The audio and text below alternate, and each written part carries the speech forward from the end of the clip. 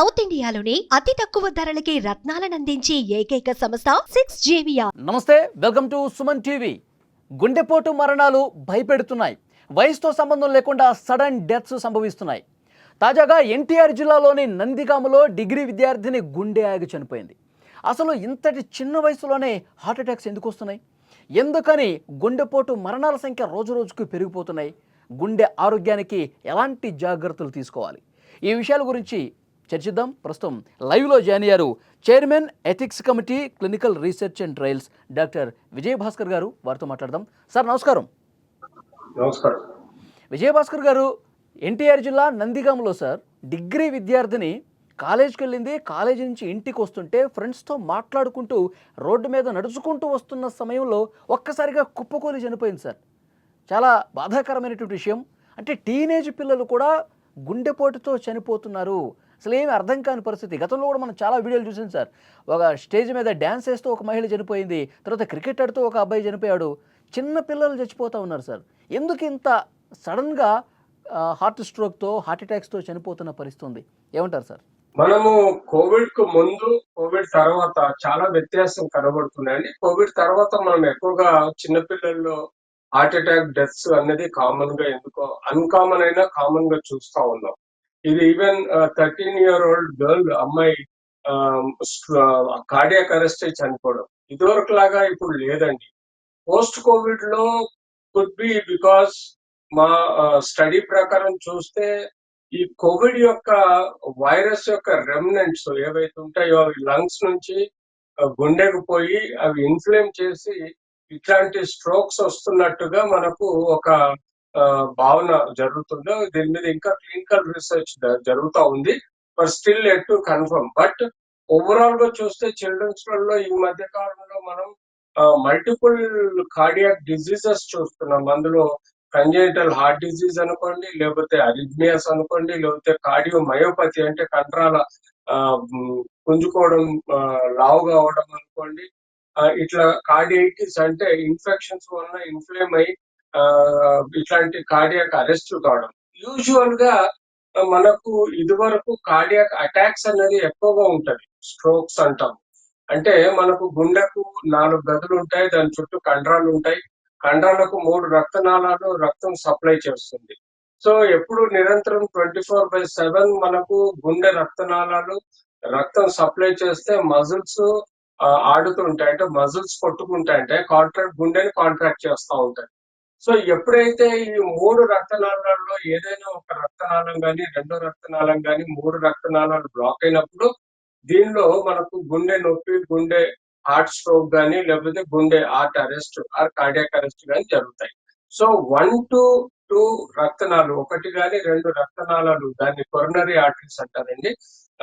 Usual గా fat వల్ల కానీ, లేకపోతే మనము కొవ్వు కానీ, లేకపోతే టిష్యూ కానీ పేరుకుపోయినప్పుడు అడల్ట్స్ లలో ఎక్కువగా మనం చూస్తుంటాం. స్మోకింగ్ వల్ల కానీ, లేకపోతే diabetes, hyper tension, alcohol, junk food, stress, ఇవన్నీ కారణాల వల్ల యూజువల్ గా అడల్ట్స్ లో మనం ఎక్కువగా పెద్దవాళ్ళలో ఎక్కువగా స్ట్రోక్ చూస్తూ ఉంటాం. స్ట్రోక్ వస్తే కొంత సమయాన్ని ఇస్తుంది అది కాపాడుకోవడానికి. కానీ అదే 3 రక్తనాళాలు ఒకేసారి బ్లాక్ అయితే అది కార్డియాక్ అరెస్ట్ లో దారితీసి సడన్ డెత్ అవుతుంది. అది ఈ మధ్య కాలంలో మనం చూసాము. రాజ్ కుమార్ హీరో గానీ, లేకపోతే గౌతమ్ రెడ్డి మినిస్టర్ గానీ, తారక రత్న హీరో గానీ, ఈవెన్ అబ్దుల్ కలాం లాంటి వ్యక్తులు కూడా డాష్ మీద మాట్లాడుతూ సడన్ గా కొలాప్స్ అవడం, చనిపోవడం చూసాం. కానీ విచిత్రంగా ఏంటంటే ఇప్పుడు చిన్న పిల్లల్లో ఇలాంటి మరణాలు రెగ్యులర్ గా మనం చూస్తున్నాం. అసలు చిన్న పిల్లల్లో బేసిక్ గా ఎలాంటి కోమార్బిడ్ డిసీజెస్ ఉండవు. బీపీ, షుగర్ గానీ ఏవి ఉండవు. ఎలాంటి మన చిన్న పిల్లలలో అడల్టరేట్ ఫుడ్ కానీ, లేకపోతే జంక్ ఫుడ్ కానీ, లేకపోతే స్మోక్, ఆల్కహాల్స్ కానీ, ఇలాంటి ఏ బ్యాడ్ హ్యాబిట్స్ ఉండవు. అయినా కూడా చిన్న పిల్లల్లో ఇలా స్ట్రోక్ వస్తుంది. అందులో పోస్ట్ కోవిడ్ తర్వాత మనం ఎక్కువగా ఈ మరణాలు చూస్తున్నామంటే ప్రస్తుతము ఒకటి అనుకోవచ్చు, could be because of the virus యొక్క రెమినెంట్ ఏదైతే మైక్రో క్లాట్స్ ఉంటాయో అవి ఊపిరితిత్తులలో, గుండెలో పేరుకుపోయి క్రమేణా ఇలా బ్లాక్ ఏర్పడి 3 రక్తనాళాల్లో బ్లాక్ ఏర్పడి సడన్ గా కార్డియాక్ అరెస్ట్ అవుతున్నట్టుగా మనం గుర్తించడం. ముఖ్యంగా కార్డియాక్ అరెస్ట్ లో మనం ఎక్కువగా షార్ట్నెస్ ఆఫ్ బ్రీతింగ్, ఆయాసం రావడం, ఆయాసంతో పాటు ఛాతీ నొప్పి సడన్ గా రావడం, దాంతో పాటు నాజియా, వామిటింగ్ కావడం, అంతేకాకుండా యాంగ్జైటీ ఫీల్ అవడం, స్వెట్టింగ్, డిజీనెస్ రావడం, ఇలాంటి మనం లక్షణాలు పిల్లల్లో గాని పెద్దవాళ్ళలో చూస్తాం.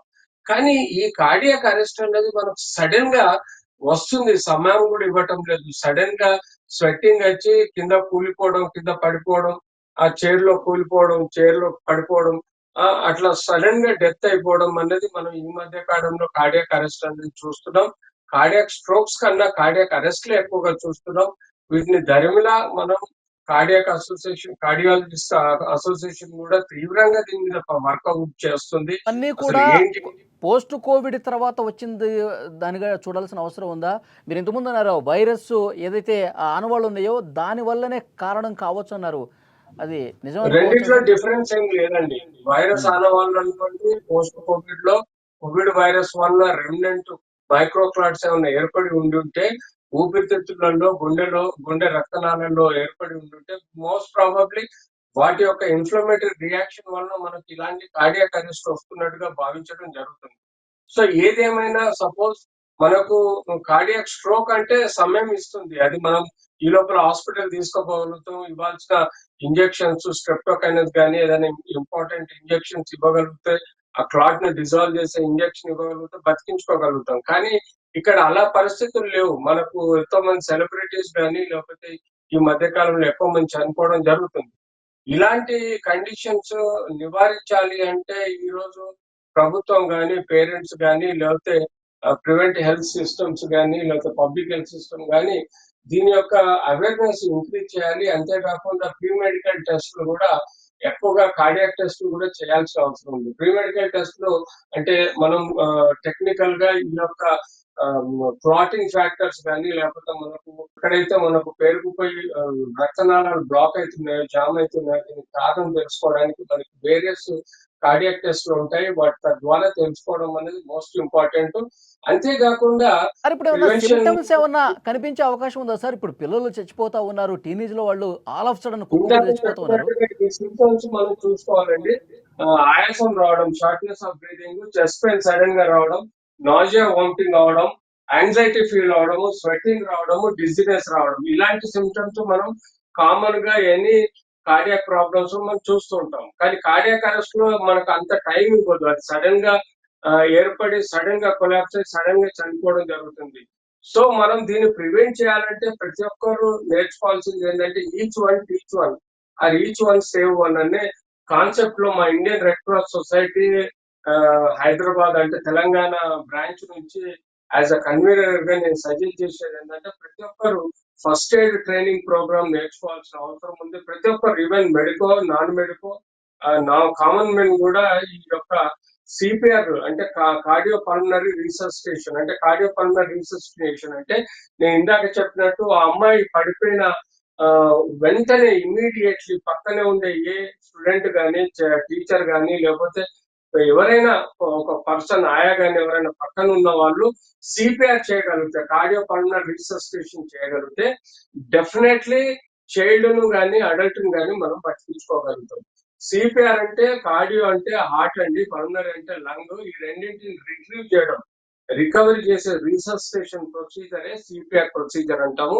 ఈ టెక్నిక్ ని ఇప్పుడు ఈ కాలంలో మనం ఎన్నో చోట్ల చూస్తున్నాం. ఆ మధ్య కాలంలో ఒక కానిస్టేబుల్ ఒక వ్యక్తిని సిపిఆర్ చేసి బతికించాడు. మొన్న ఎయిర్పోర్ట్ లో కూడా ఎయిర్ హాస్టెస్ ఒక వ్యక్తికి సిపిఆర్ చేసి బతికించారు. సో ఇలా మనం సిపిఆర్ అనే ట్రైనింగ్ ప్రోగ్రామ్ అందరికి, ప్రతి ఒక్కరికి కాలేజీలలో, స్కూళ్ళల్లో, ఇళ్లలో, పేరెంట్స్, పిల్లలకి, అంతేకాకుండా ఇంట్లో ఉన్న ముసలి వాళ్ళకు ప్రతి ఒక్కరు each one teach one, each one save అనే ఒక కాన్సెప్ట్ మోటో ద్వారా మనం నిజంగా వాళ్ళని బతికించుకోగలుగుతాము. సో ఈ సిపిఆర్ టెక్నిక్ నేర్చుకోవడం తప్ప ప్రివెంటివ్ మెజర్స్ లలో మనం చేయగలిగే ఇప్పుడు అడ్వాన్స్ ఇన్ని టెక్నాలజీలో మరణాలు ఇంకా జరుగుతున్నాయి. చిన్న చిన్న పిల్లలు కూడా చచ్చిపోతా ఉన్నారు. మనం మాట్లాడుకుంటా ఉన్నాం. ఎప్పుడైనా ఇలాంటివి జరిగితే మనం మీడియా తరపున ఒక బాధ్యతగా చెప్తా ఉంటాం. కానీ ప్రభుత్వం అన్ని స్కూళ్ళలో కావచ్చు, కాలేజీల్లో కావచ్చు ఇలాంటి అవగాహన కార్యక్రమాలు ఎందుకని పెట్టలేకపోతోంది? అంటే అవేర్‌నెస్ లేకండి. ఇప్పుడిప్పుడు అవేర్‌నెస్ పెరుగుతుంది. మేము సెమినార్స్ చేస్తున్నాము. సిపాట్ ట్రైనింగ్ ప్రోగ్రామ్స్ ఇస్తున్నాం కాబట్టి కాస్త అవేర్‌నెస్ పెరిగింది.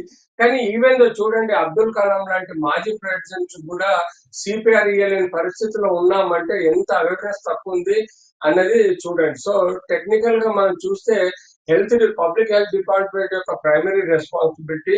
అంతేకాకుండా మేము ఇండియన్ రెడ్ క్రాస్ సొసైటీ ద్వారా కూడా as a chairman CPR first aid training programme నేను every day I'm organising the programmes. అలాంటి programmes governments, NGOs, public health systems అందరూ గేరప్ చేసి ప్రతి ఒక్కరికి మనము నేర్పగలిగితే డెఫినెట్లీ మనం రావాల్సిన అవసరం ఉంది. అట్లీస్ట్ ఎందుకంటే ఎవరన్నా పడిపోతే వెంటనే అంబులెన్స్‌కి ఫోన్ చేసి అంబులెన్స్ వచ్చే వరకు వెయిట్ చేస్తూనే టైం ఉంటారు. టైం ఇవ్వాలండి.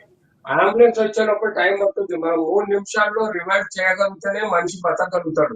3 నిమిషాలు దాటితే ఆ వ్యక్తిని బతికేయలేం. సో, ఎనీ రిసస్సిటేషన్ వితిన్ 3 మంత్స్ 3 అవర్స్‌లో చేయగలుగుతాం. 3 మినిట్స్‌లో సారీ 3 మినిట్స్‌లో మనం చేయగలిగితే డెఫినెట్‌లీ బ్రెయిన్‌కు రికవరీ ఫాస్ట్‌గా ఉంటుంది. అట్లే హార్ట్‌లో కూడా రికవరీ బాగుంటుంది. సో, వితిన్ 3 మినిట్స్‌లో చేయగలిగే రిసస్సిటేషనే గోల్డెన్ మినిట్స్ గా భావించడం జరుగుతుంది. ఆ గోల్డెన్ మినిట్స్ లో మనం ఆ వ్యక్తిని కాపాడే ప్రయత్నం చేయాలి.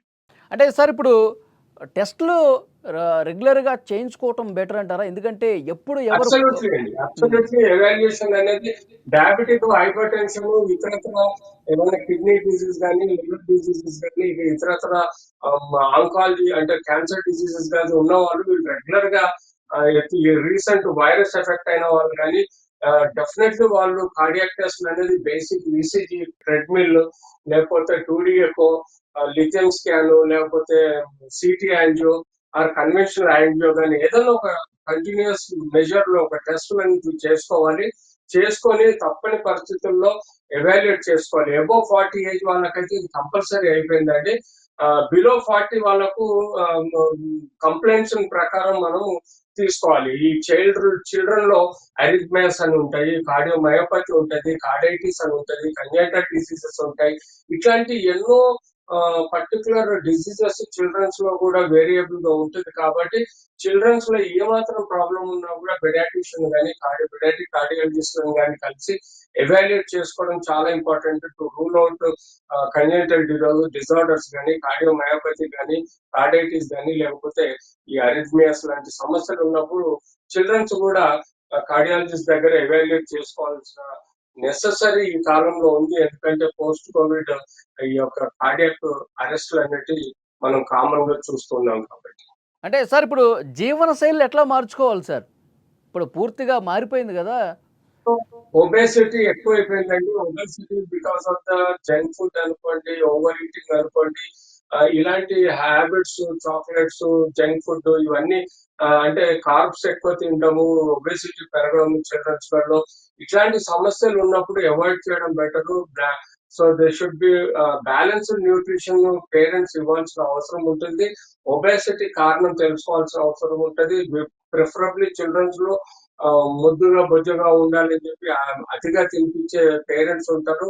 అది అవాయిడ్ చేసి ప్రిఫరబ్లీ వీలైనంత వరకు బ్యాలెన్స్డ్ న్యూట్రిషన్, హైట్ ప్రకారం వెయిట్ మెయింటైన్ చేసే విధంగా చిల్డ్రన్స్ పెంచుతూ ఉండాలి. Avoid the junk foods which అంటే ఆయిలీ ఫుడ్స్ కానీ, లేకపోతే కార్బ్స్ ఎక్కువగా ఉన్న బ్రెడ్, రైస్ ఎక్కువగా కంటెంట్ ఉండే ఫుడ్స్ కానీ, లేదా పిండి వంటల్లో ఎక్కువగా ఆయిల్ వాడటం కానీ ఇలాంటి ఎక్కువగా తీసుకోవటం వల్ల కూడా మనకు ఇట్లాంటి ఎక్కువగా ఫ్యాట్ ఆయిల్స్ తీసుకోవటం వల్ల కూడా చిల్డ్రన్స్ లో ఎక్కువగా ఒబేసిటీ రావడం, తద్వారా ఇట్లాంటి కార్డియాక్ ఇష్యూస్ కూడా వచ్చే ఆస్కారం కూడా ఉంటుంది. సార్ ఇంకొకటి మానసిక ఒత్తిడి గూడా చాలామంది వర్క్ స్ట్రెస్ ఫీల్ అవుతా ఉంటారు. ఇది గూడా ఏమన్నా గుండె మీద భారం పెరిగే స్ట్రెస్‌ఫుల్ అవకాశం ఉందా? కారణం అన్నది ఓన్లీ అడల్ట్స్ లో ఎక్కువగా ఉంటుంది. చిల్డ్రన్స్ కన్నా అడల్ట్స్ లో diabetes, hyper tension, stress induced diabetes, hyper tension increase అయ్యి అవి యూజువల్ గా ఇట్లాంటి కార్డియాక్ ఇష్యూస్ కు దారి తీస్తుందండి. బట్ చిల్డ్రన్స్ లో యూజువల్ గా diabetes, hyper tension very rare గా చూస్తాం. సర్టన్ కంజెంటల్ డిజార్డర్స్ లో చూస్తాం, హార్ట్ డిసీజ్ లో చూస్తాం, జోనైల్ డయాబెటిస్ అని ఉంటుంది. పుట్టుకతోట మనకు షుగర్ బీమారి ఉంటుంది. ఇట్లాంటి చిల్డ్రన్స్ లో ఒబేసిటీ వచ్చి అన్యూజువల్ డైట్స్ ఉండి స్ట్రెస్ ఉంటే కూడా మనం చిల్డ్రన్స్ లో చూస్తాం. కానీ స్ట్రెస్ ఎక్కువగా అడల్ట్స్ రిలేటెడ్ కార్డియాక్ డిసీజ్ మీద ఎఫెక్ట్ అవుతుంది. సార్ ఫైనల్‌గా చెప్పండి. పిల్లల్లో ఈ గుండెపోటు మరణాలనేవి ఈ మధ్య కాలంలో వింటున్నాం. మీరు ఇంతకుముందు అన్నట్టు పోస్ట్ కోవిడే ఎక్కువ వింటున్నాం. అంతకుముందు అసలు ఏమీ లేవా సార్? మీకున్న అనుభవం బట్టి చెప్పండి. అబ్సల్యూట్లీ, అంతకుముందు జీరో ఉండేనా? అబ్సల్యూట్లీ మనం క్లినికల్ డాటా తీసుకుంటే ప్రీ కోవిడ్, పోస్ట్ కోవిడ్ అనేది చూస్తే పోస్ట్ కోవిడ్ లో మనకి ఎక్కువగా ఐడెంటిఫై అవుతున్నాయి. ప్రీ కోవిడ్ లో అంటే బిఫోర్ కోవిడ్ లో మనము అసలు రేర్ గా అసలు మచ్చుతునక కూడా ఒకటి కూడా మనకు పిల్లలలో అన్లెస్ అంటే కార్డియాక్ డిసీజ్ కానీ, అరిథ్మియాస్ కానీ, లేకపోతే కంజెంటల్ డిజార్డర్స్ కానీ, కార్డైటిస్ కానీ, మయోపతి లాంటి డిసీజెస్ రావటం వల్ల పిల్లలలో వెరీ రేర్ గా డెత్స్ చూసాం. కానీ బట్ ఇట్లా ఫ్రీక్వెంట్ గా చిల్డ్రన్స్ లో డెత్స్, కార్డియాక్ అరెస్ట్లు అనేది మనం చూడలేదు. బిఫోర్ కోవిడ్ హార్ట్ ప్రాబ్లమ్స్ వచ్చినా మనకు చెప్పేటివి కొన్ని సిమ్టమ్స్, సైన్స్ కనబడి చిల్డ్రన్ ఎక్కువగా ఐడెంటిఫై అయ్యి వాటిని ఫర్దర్ గా ట్రీట్ చేయగలిగాం. కంజెంటల్ డిజార్డర్స్ కానీ, లేకపోతే ఇతర మయోకార్డైటిస్ కానీ. కానీ ఈ కాలంలో మనం సడన్ కార్డియాక్ అరెస్ట్ అవ్వడం కూడా కొంత మనకు కోవిడ్ వైరస్ యొక్క రెమినెంట్ ఎఫెక్ట్ అన్నది కొంత డౌట్ గా కూడా మనకు తెలుస్తుంది. ఓకే. అంటే సార్ కోవిడ్ వ్యాక్సిన్ వల్ల ఎలాంటి దుష్ప్రభావాలు లేవంట కదా సార్? అబ్సల్యూట్లీ నిజమేనా? ఇన్ఫ్లమేటరీ డిసీజ్ అండి. ఎనీ వైరస్, బ్యాక్టీరియా, ఫంగై కానీ మన బాడీలో ఎంటర్ అయినప్పుడు అది మన బాడీలో ఒక రియాక్షన్ చేస్తుంది. ఆ రియాక్షన్ ఇన్ఫ్లమేషన్ అంటాం. అంటే ఉత్తేజం చెందడం. దానివల్ల ఊపిరితిత్తుల్లోకి వైరస్ ఎంటర్ అయినప్పుడు అది లోపలికి వెళ్ళినప్పుడు అది రియాక్షన్ అయ్యి అందులో ఒక నంజులాగా చేరుతుందండి. ఆ నంజే క్లాట్స్ లాగా ఫామ్ అయిపోయి మైక్రో క్లాట్స్, కంటికి కనబడని మైక్రో క్లాట్స్ లాగా ఫామ్ అవుతాయి. ఒకప్పుడు మనం కోవిడ్ టైంలో ఎక్కువగా స్టెరాయిడ్ ఇచ్చి, యాంటీ ఇన్ఫ్లమేటరీ టాబ్లెట్స్ ఇచ్చి, ఇంజెక్షన్స్ ఇచ్చి, లేకపోతే యాంటీవైరల్ ఇంజెక్షన్స్ ఇచ్చి మనం ఆ ఇన్ఫ్లమేషన్ ని కంట్రోల్ చేసే ప్రయత్నం చేసాం. కానీ కొంతమందికి వితౌట్ ట్రీట్మెంట్ కూడా రికవర్ అయిన వాళ్ళలో యూజువల్ గా ఇట్లాంటి రెమినెంట్స్ ఏమన్నా క్లాట్స్, మైక్రో క్లాట్స్ లంగ్స్ లో కానీ, గుండెలో కానీ, రక్తనాళాల్లో కానీ పేరుకుపోయి ఉండి అవి ఇప్పుడు సడన్ గా బ్లాక్ ఏర్పడి సడన్ డెత్స్ కు దారితీస్తున్నట్టుగా ఒక క్లినికల్ స్టడీ మాకు తెలిసింది. బట్ స్టిల్ ఇది ఇంతవరకు ఇంకా ఎక్కువగా ఎవాల్యుయేట్ చేయాల్సిన అవసరం కూడా ఉంది. Okay sir. విజయభాస్కర్ గారు మంచి ఇన్ఫర్మేషన్ ఇచ్చారు. Thank you very much sir.